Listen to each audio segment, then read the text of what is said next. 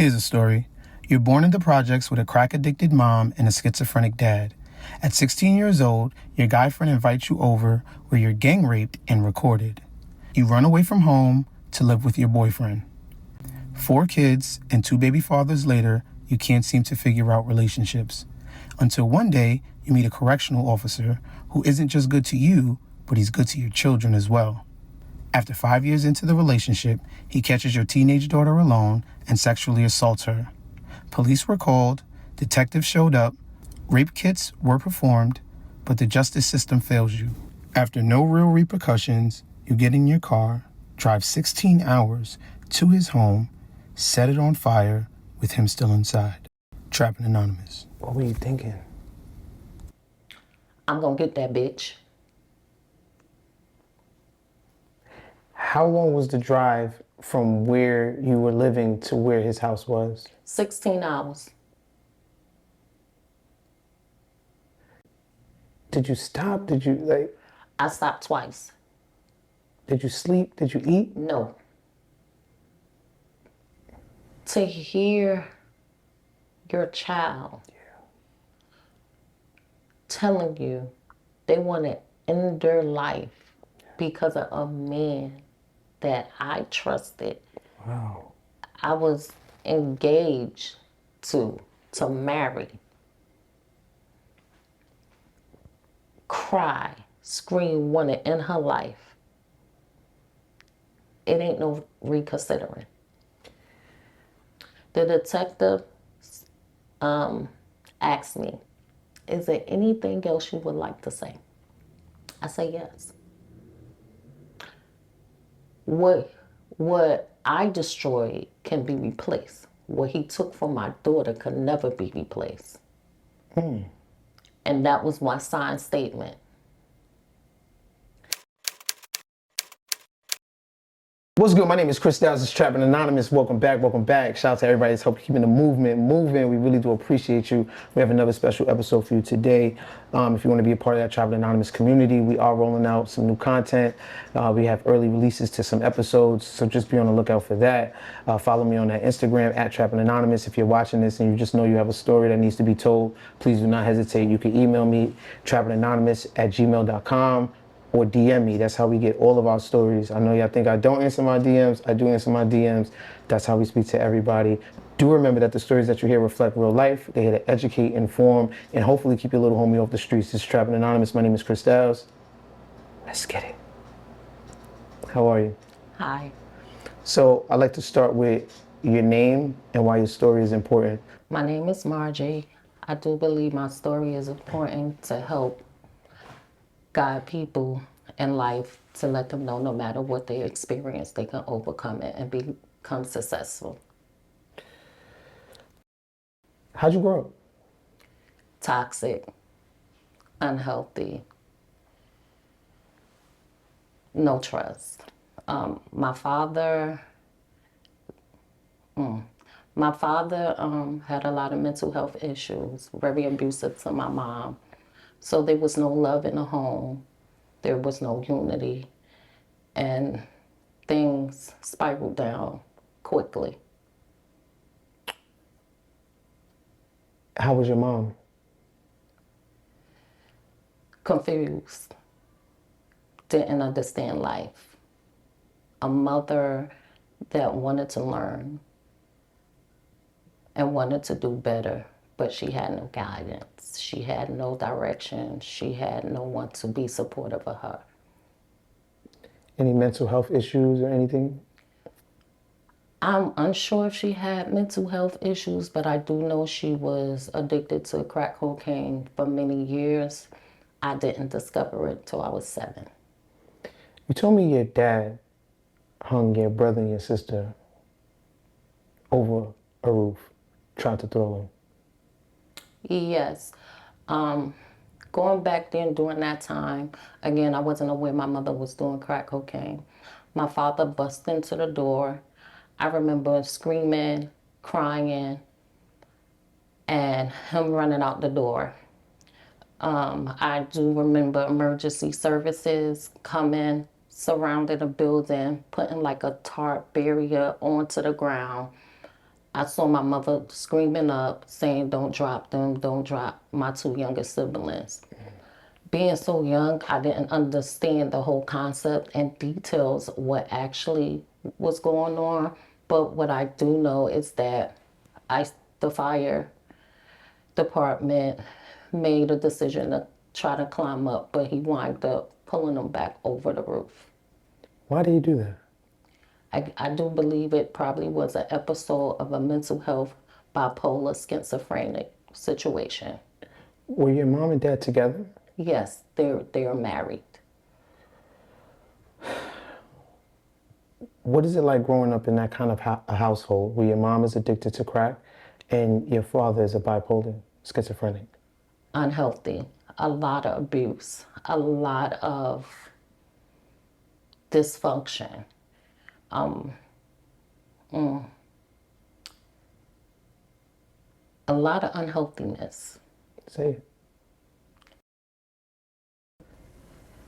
Molestation is not eating for days. It's not understanding why your mom not properly taking care of you, teaching you how to do the basic things to become a woman, far as, hygiene, far as, sitting down doing mommy and me things. Never experienced that. It was very to the point, it was very unhealthy to the measure to where, my mom started beating me, kicking me out the house. Being so young, you don't really truly understand what's behind the behavior. What was your first experience with molestation? I was approximately 7 years old. And during the time when the incident happened with my dad, with my siblings, we were removed from my mom.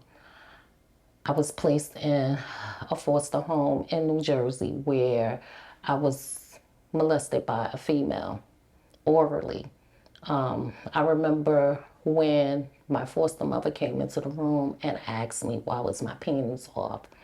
And I wouldn't tell her anything. I wouldn't respond. So that was the first sign of molestation.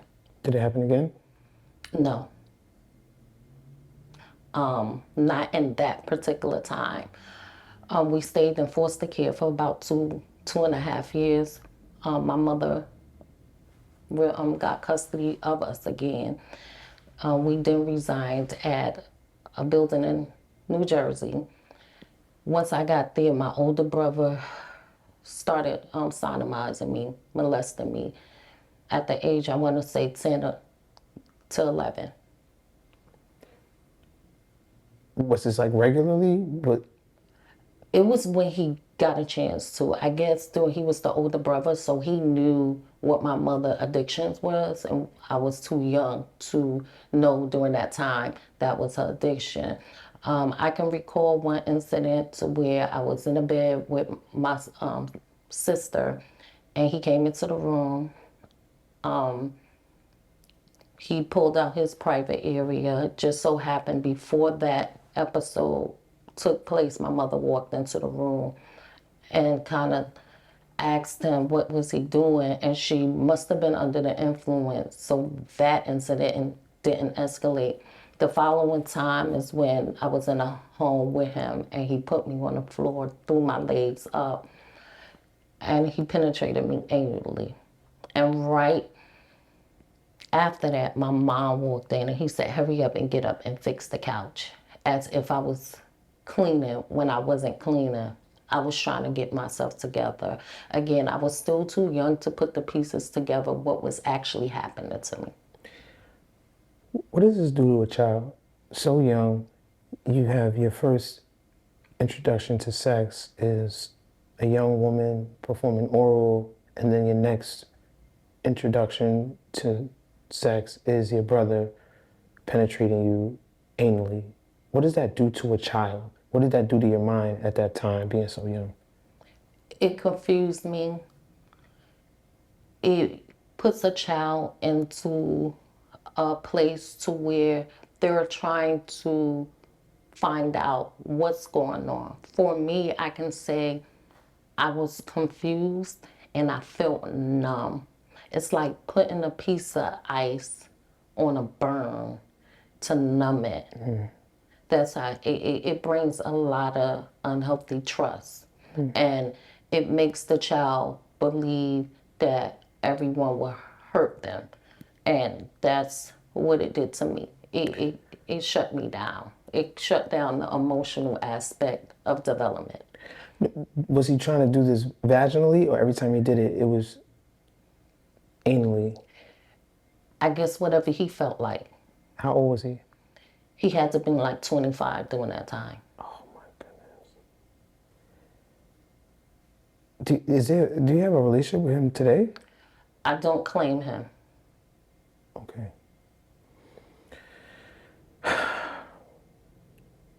What is, do you become hypersexual? Do you become completely turned off from sex after these incidents? I didn't understand the concept of sex, so I didn't understand my body fully as a young girl. I will say I was turned off and I will allow others to take advantage. I couldn't consent to it, even at the age I could have. It was not something that I was into. Right. So I didn't know the in depths of what it is, what sex was. All I knew, you lay down, you take whatever you want. What was your next incident? I was about 16, and again, this goes back to my mother addiction. 16, the drug dealers in the neighborhood had brothers. We all went to the same school. And one day we were just hanging out. And it was like, come on, let's go. I went with them, and I was gang raped at 16. I was taken to an apartment thinking that I was just going to hang out with the guys that I knew. I was locked in a room, clothes taken off, penises, my mouth, anal, vaginally, just anything that you can think of sexually, it happened to me while they was video recording, taking pictures of penis in my mouth.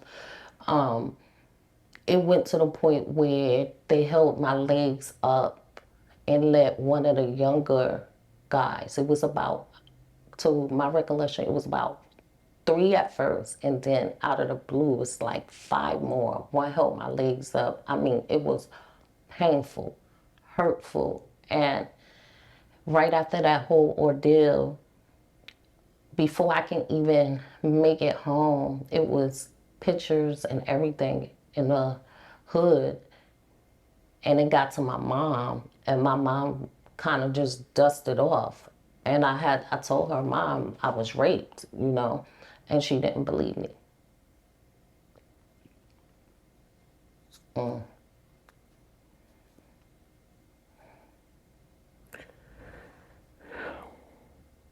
I can't even imagine what it's like to grow up with a parent addicted to crack. Right? Like, so many of us grow up being ashamed of our parents for whatever reason. Kids are cruel. For your mother to sort of be like the neighborhood dope fiend, right? People must have teased you. I was a fighter. So every traumatic situation from molestation, rape, I was a fighter. So yeah, they teased, but I had other siblings. So they took their focus on them to tease them. But for me, I was a fighter. So they didn't tease me as bad as you might think. But I did come across some cruel, nappy hair, you ugly, and things like that. But since I was a fighter, I didn't truly have those bullying problems. Those guys that led you to that apartment, how were they able to do that? Which one of them did you trust to even enter that environment? Right. I'm going to just give the initial R. R was a classmate of mine, and his mom and my mom hung out. His mom was addicted to crack cocaine as well.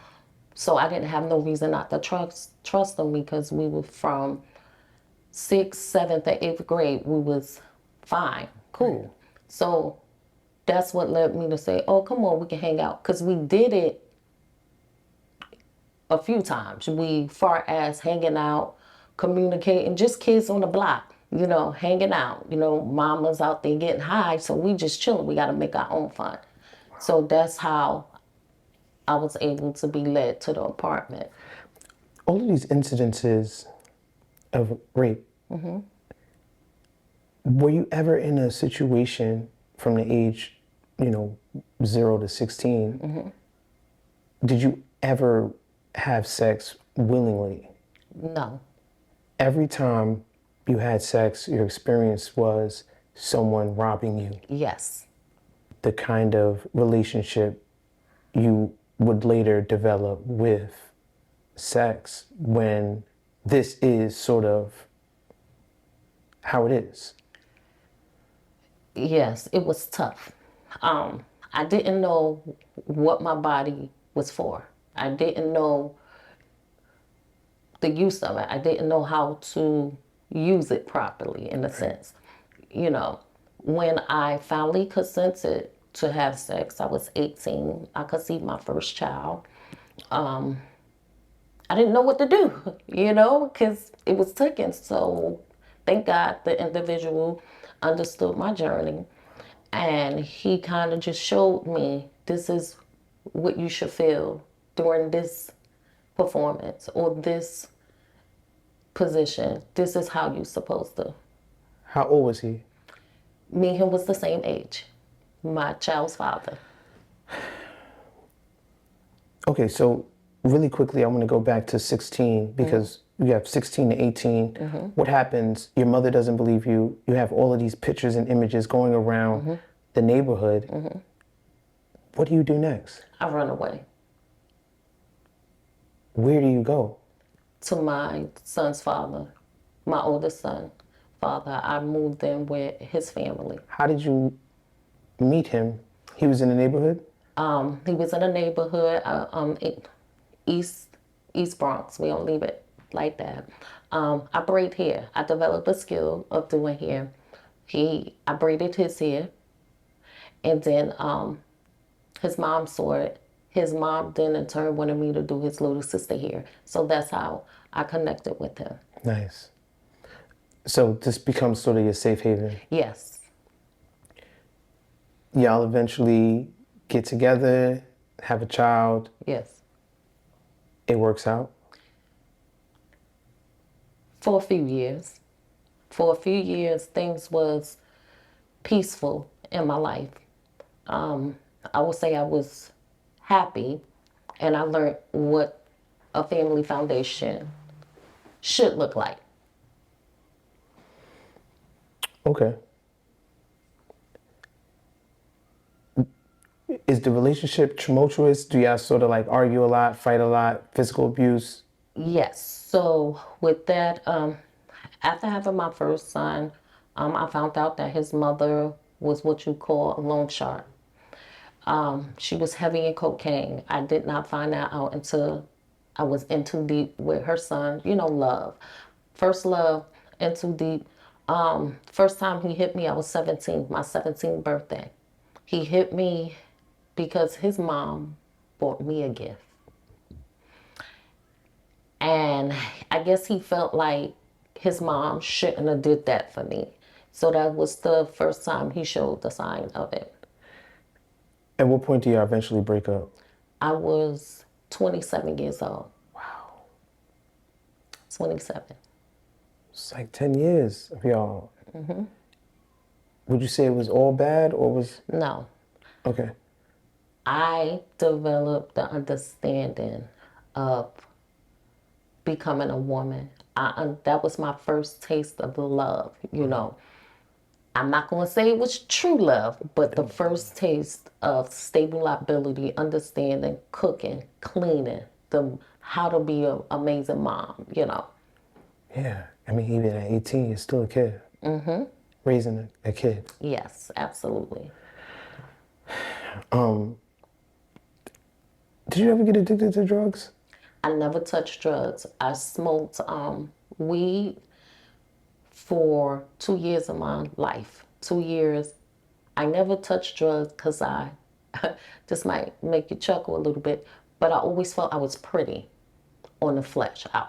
And I saw what others look like around the neighborhood, and I never wanted to look like that. So I never consumed anything that was going to make me look the way that I saw other humans looking on that block. Had to preserve that beauty. Yeah, I was like, that's what that do. No, I don't want to touch anything besides weed. How old are you now? Do you want to disclose your age? That's fine. Today is my birthday, and I turned 43 today. Happy birthday. Thank you. Trappin Anonymous on your birthday. Yes. Hopefully, we can make it a memorable one for you. So, at what point do you meet the CO? Okay, so I'll get a little into I left my first love at 27 years old. I relocated to upstate New York, Buffalo. When I relocated there, I was celibate for 3 years. This is when Facebook started climbing, and this particular individual kept and DM me, and then finally, after 3 years, I finally respond back, and he asked for me to go to lunch with him. Yep, and that was the beginning of a life-altering moment. I thought he was the one. I checked off all the check box. Be friends first, get to know the person, understand them, they likes, they do's, and they don't. So I thought I was doing the right thing by taking my time to get to know him. At what point do things go completely left? There was a situation where I had to take my son to the grandmother house.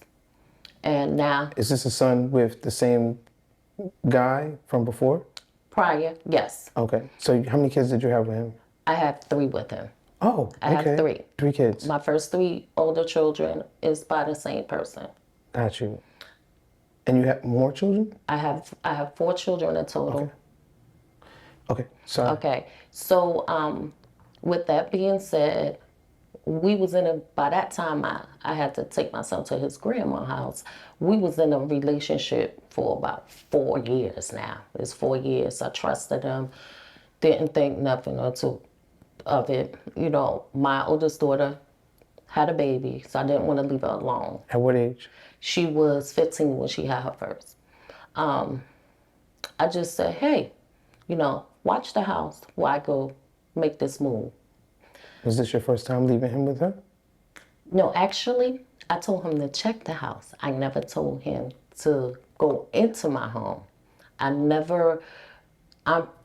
My traumas made me not want anyone around my girls at all. I don't care, brothers, uncles, no one. So I told him to check the house. I was on the road. By the time I made it to the location, I get a phone call from my daughter. She's in distress, crying, and I'm trying to make out what she's saying on the phone.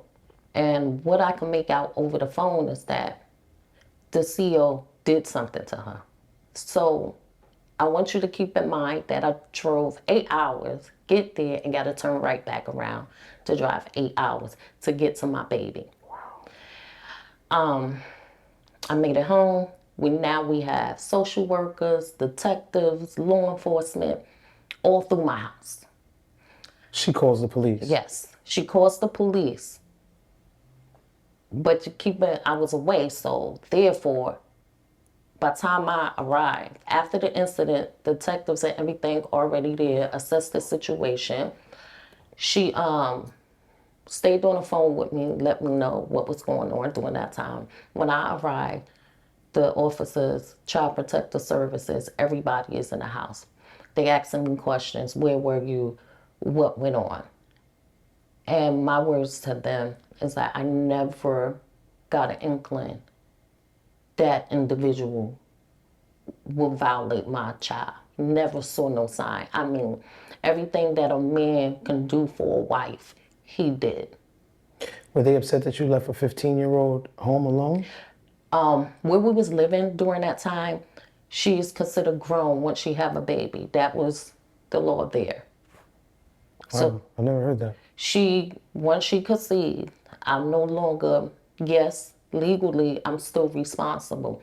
But once she give birth to the child, she's now considered grown. Even though, quote unquote, we know she's not legal to make logical decisions.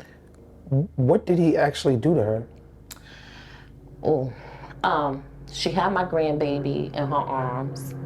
To my understanding, this is what the reports detail. She had my grandbaby in her arms. Let's back up. I apologize. He knocked on the door. She knew him, you know, opened the door. He was under the influence, came into the room, take my grandbaby out her arms, threw her on the bed, and said, "Don't tell your mother." He vaginally put his finger into her private area. He had a toy, which we call a dildo, and he inserted. And she managed to kick him off, fight him off, get my granddaughter, run upstairs, and call for help. What was the repercussions for him after this heinous act? We wanted to press charges, go through the whole ordeal of her seeing counselors and things like that. I waited a year, never got an update for the state that it happened in. Never, detectives, no one contacted me. I didn't get so much as a business card to get an update. Even after they was at your house, going through everything? Absolutely. That infuriated me. So one day, my daughter called me and she was crying. She said, "Mommy, I had a dream. I keep having dreams about officers coming in, sodomizing me." And the pain in her voice triggered me. And I'm going to be very careful how I say this because I know others will view this and I don't want to, get consequences behind it. However, a year later, she told me, she kept having dreams about the officers and stuff like that. The pain in my baby voice triggered something in me. During this time, I lived in Georgia. I drove all the way back to the state where it happened at. And I took matters into my own hand. And how I did that, I drove my car to a gas station. I filled up a gas can, excuse me. I drove over to his home where he was living during that time. I poured gas around the whole perimeter of the house. I set the blaze the front entrance so he couldn't get out. I dumped the remainder of the gas on his vehicle. It was an explosion. I got the details afterwards of what happened. He was trying to get out the house, but he couldn't because I had it ablaze, everything ablaze. I was charged with every felony besides an A1, which was a murder.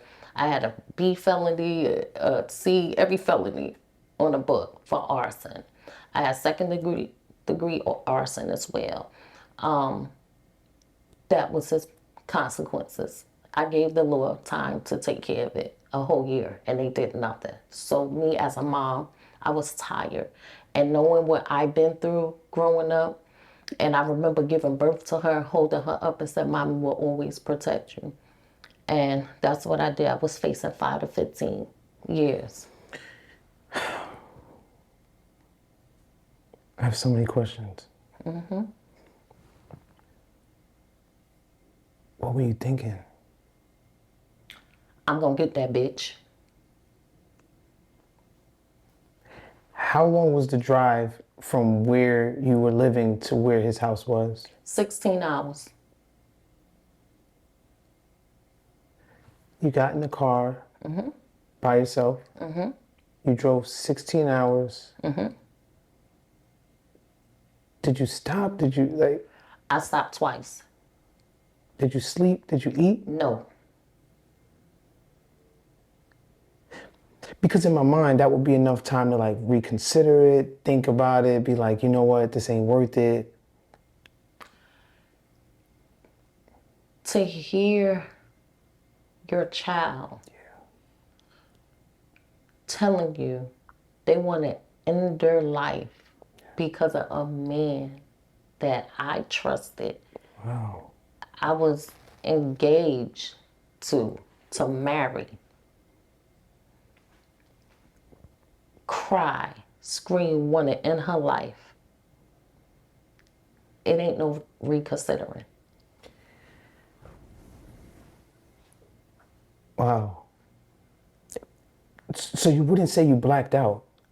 You were fully conscious and fully aware. I was aware that I was going to protect my child. I was aware that the system failed us. I was aware that I wasn't going to let another rapist, a molester, a pedophile get away with another rape on anyone. That's where my mind was at. Especially not my child. And it's absolutely. Did you think he might die? Did you think? I didn't care. I did not care what my outcome was. Did you wait for the police? Did you try to drive off? No, I drove off. They got me on camera. They had me on camera during the whole incident. That was February 9th, 2019. I got that call from the fire marshal. They told me to turn myself in. And I said, okay. I went in. I'm in an interrogation room. They asked me questions of how long you knew him, where you met, details about our relationship. One of the questions that stuck out to me, the detective asked me, is there anything else you would like to say? I say yes. What I destroyed can be replaced. What he took from my daughter could never be replaced. And that was my signed statement. How long before you turned yourself in? So if it happened on the 9th, at what time did you turn yourself in? On the 10th. Next day? Next day. I went. What I did during that time, my baby girl, my youngest, was about 4 or 5. To be exact, she was 4. I went home. My second oldest son was still residing with me. During that time, my youngest daughter father, we was all together. I went in the house. I went into the stash. I counted $2,000. I put it back in the rubber band. I told him, take care of your sister with this.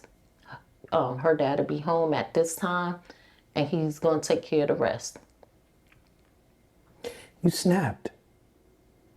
I mean, if that's what they want to call it. You know, because you had no priors.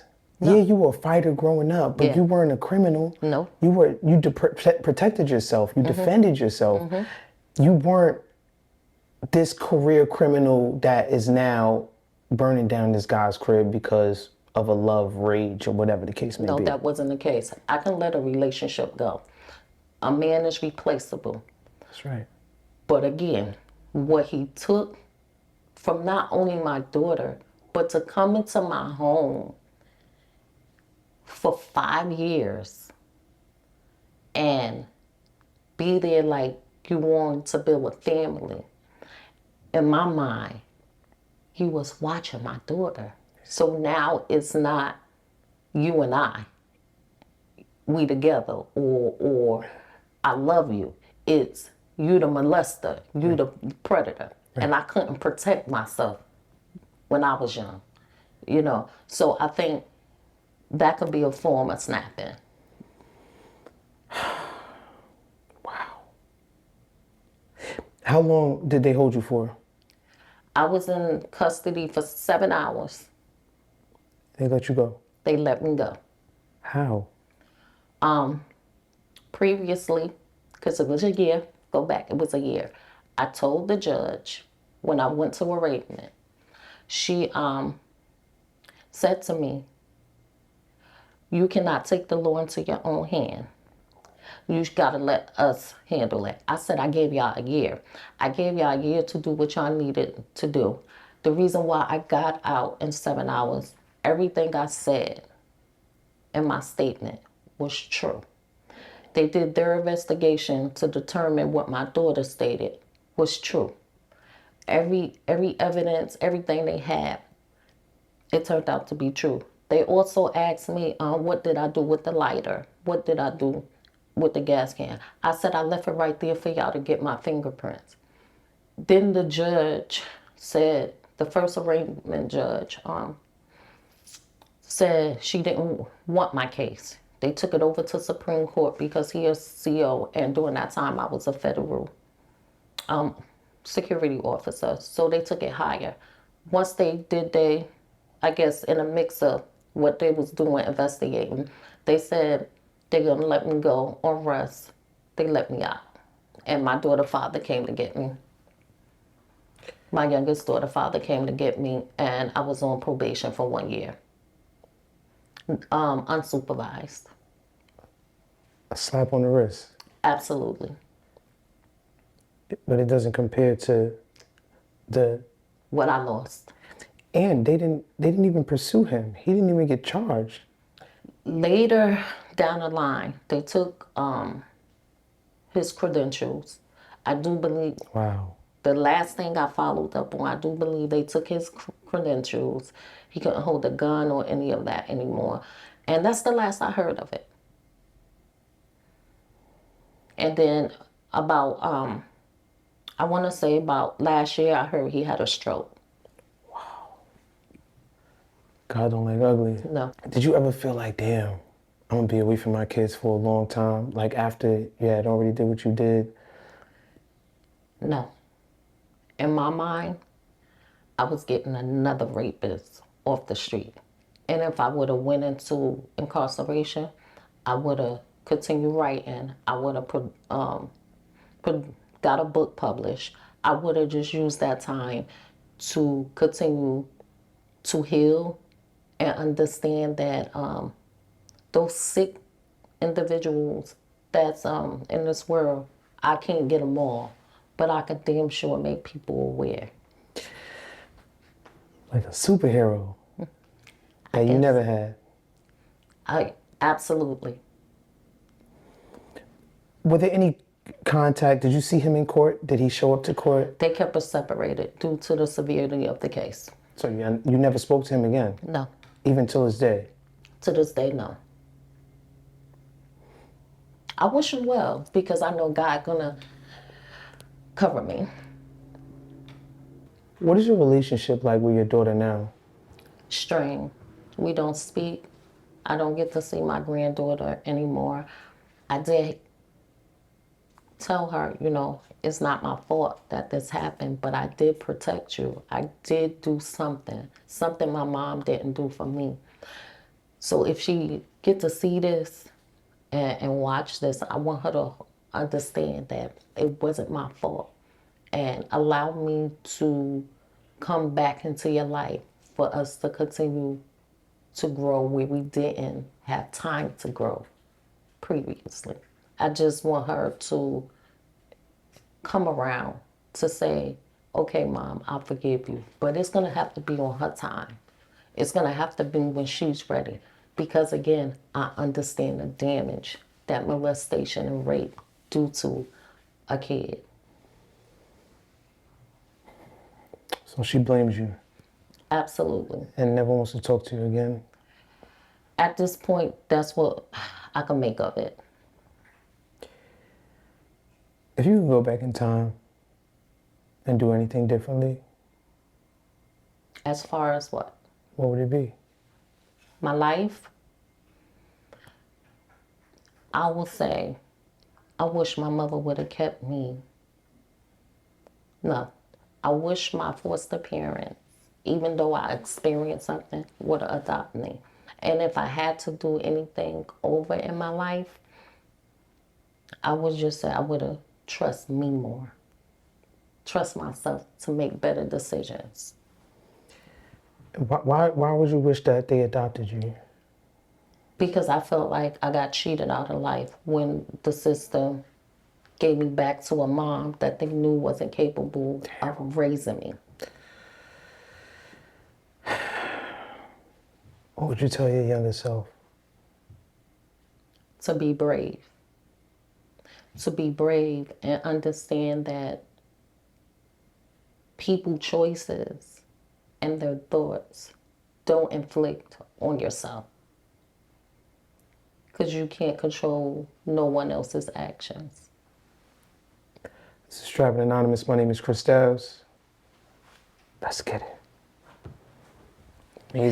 Amazing job. Thank you. Of course.